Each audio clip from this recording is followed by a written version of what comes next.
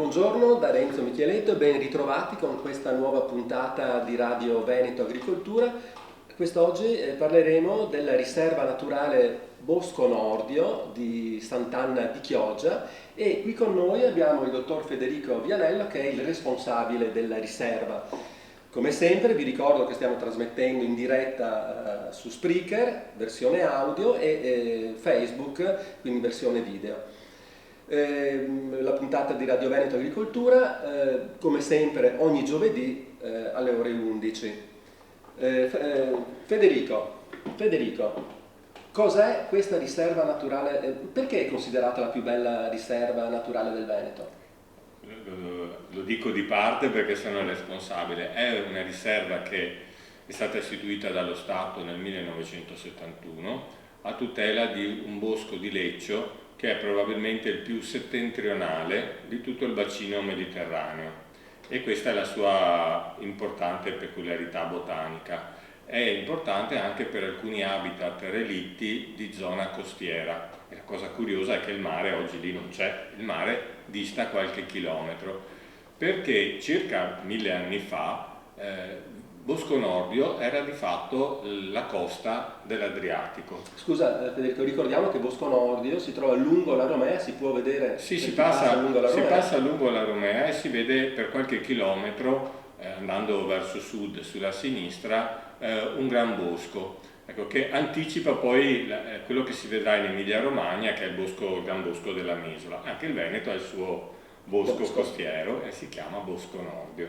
E quindi un bosco di Lecce? Sì, oggi è una lecceta. Si chiama Bosco Nordio perché sul finire del 1700 un nobile signore che si chiamava Nordio lo acquistò e provò a piantare pini, e quindi inizialmente questo bosco venne trasformato dall'uomo per la produzione di pinoli sostanzialmente. Poi negli anni i pini sono venuti via via diminuendo a causa soprattutto del clima, e oggi la vegetazione è prevalentemente di querce e di leccio in particolare. Stiamo parlando di una superficie quanto ampia? Sono 114 ettari divisi in 4 lotti, il più grande è circa 70 ettari. La cosa più importante, o comunque una delle cose più importanti, è che è visitabile. Certo, è facilmente visitabile perché tutte le riserve sono visitabili, ma spesso sono in zone impervie d'alta montagna. Qui siamo in pianura, siamo a fianco a una statale, siamo vicini a dei centri urbani importanti, Padova e Venezia, e quindi questa riserva ha un'importanza grande come laboratorio di educazione naturalistica rivolta alle scuole, ma non solo alle scuole, anche a gruppi più o meno organizzati. Quindi domenica una famiglia arriva a Bosco Nordio, nella riserva, cosa incontra, cosa può trovare? Le domeniche ci sono degli eventi organizzati da Veneto Agricoltura in collaborazione con una cooperativa esterna, sono visite a tema, giornate a tema. E cosa si può dire? Intanto si può camminare all'interno di un bosco, che ormai è un'esperienza che pochi possono fare. Permettersi. Ecco. In un ambiente pianeggiante, quindi alla portata di tutti, di bambini, di persone anziane. Addirittura c'è un percorso studiato apposta per persone con disabilità motoria, quindi con possibilità di passare con delle carrozzine.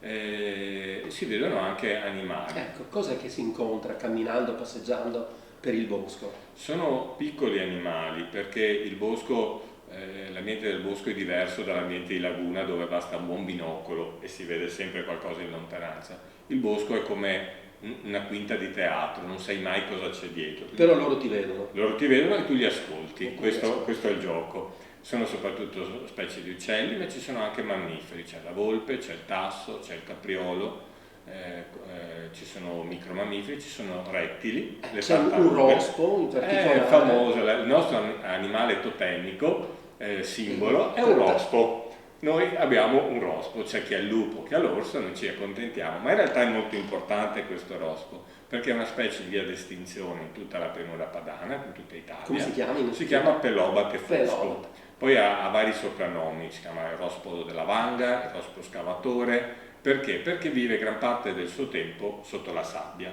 È un animale che è legato a degli ambienti ormai scomparsi, questo è il motivo per cui è in via d'estinzione. è legato a boschi di pianura che abbiano delle zone umide. Quindi questi ambienti sono ormai rarissimi. Nella riserva di Bosco Nella Nordio riserva ci c'è sono. tutto. Gli elementi essenziali ci sono. In realtà è un animale che è stato introdotto da un'area esterna che è Porto Caleri, sono state portate le uova, sono state fatte schiudere e ogni anno riproduciamo intorno alle 5.000 gironi anzi, perché sono belli grandi, e poi li reimettiamo in natura. Non ho capito. Però so che ci sono anche i caprioli a Bosco. Sì, è un fatto curioso. Il capriolo sta rioccupando la pianura scendendo dalla montagna. Segue il corso dalla montagna segue il corso dei fiumi e cerca nuovi spazi. Noi, Bosco Nordio sta tra l'Adige e il Brenta, quindi abbiamo 2 corridoi ecologici ideali e sono arrivati finora 2 esemplari maschi, sono in genere i maschi i primi colonizzatori, aspettiamo la femmina. Certo, speriamo che arrivi. E quindi chi viene in visita incontra un sacco di animali, ma e come vegetazioni invece oltre al ceto cosa possiamo incontrare? Importanti sono le radure sono quel che resta delle antiche dune grigie, cioè della vegetazione tipica costiera, e sono tutelate a livello comunitario.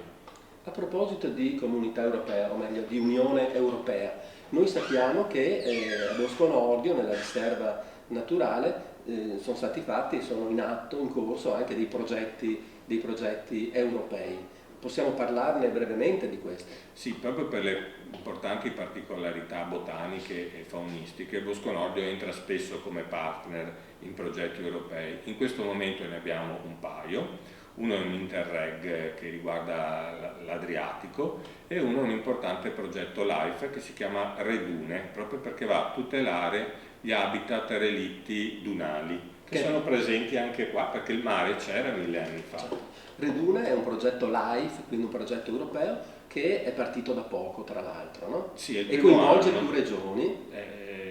Sì, diciamo, nell'ambito della Regione Veneto coinvolge più partner, il capofila è l'Università di Venezia, Ca' Foscari, c'è la Regione Veneto e poi ci sono altri partner, società private e noi naturalmente. E l'obiettivo principale quindi L'obiettivo è tutelare gli habitat costieri e avviare un processo partecipato con gli enti comunali e anche con i gestori dei campeggi e chi usufruisce della spiaggia per concordare dei comportamenti di rispetto virtuosi che siano a favore dell'ambiente. E dove sono le zone principali qui nel Veneto, lungo il nostro litorale, dove ci sono questi ambienti a dune? Il litorale veneto è il più importante a livello italiano perché ospita alcuni particolari habitat.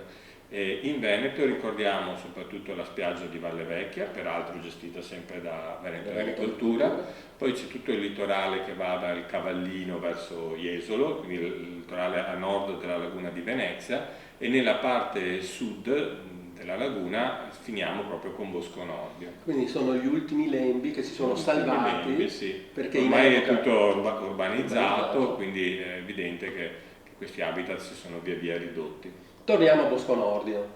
Quali sono gli orari per poter visitare Bosco Nordio? Allora, si visita intanto con visita prenotata. Bisogna prenotare? Come si fa per prenotare? C'è un numero di telefono di Veneto Agricoltura che vediamo adesso in sovrappensione. Oppure una email a cui si può fare richiesta per le scuole in particolare. L'orario può essere quello feriale, in orario di lavoro nostro, noi siamo aperti dalle 7 di mattina alle 16, ma nulla toglie che stiamo anche di più se viene qualcuno a trovarci, e naturalmente il sabato e la domenica sempre su prenotazione. Quali sono le prossime iniziative in programma? Sono tutte interessanti, ma particolarmente curiose.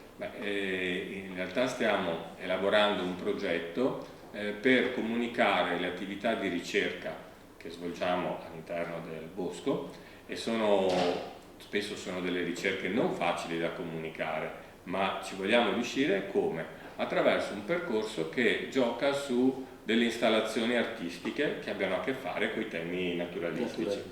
Quindi cercare di cogliere anche altri aspetti. Quindi una parte della riserva, ovviamente non il cuore della riserva, ma sarà una zona decentrata, sarà dedicata a questo particolare percorso. Una famiglia che vuole, o chi vuole venire a visitare la riserva, deve mettere in conto quanto tempo serve per fare una passeggiata e per vedere tutte queste cose. Una passeggiata veloce, un'ora e mezza la richiede. Diciamo la mezza giornata o la giornata intera sarebbero l'ideale. Non abbiamo parlato, ci sono le tartarughe, anche vero? Sì, ci sono due tipi di tartarughe, c'è la tartaruga di terra, la Testudo ermanni, presente con una comunità di oltre 100 individui marcati da noi, e poi c'è la tartaruga palustre, la Enis orbicularis, che è presente negli stagni. Entrambe queste tartarughe si ritrovano anche all'interno di appositi recinti dove chiunque può facilmente vederle e anche toccarle.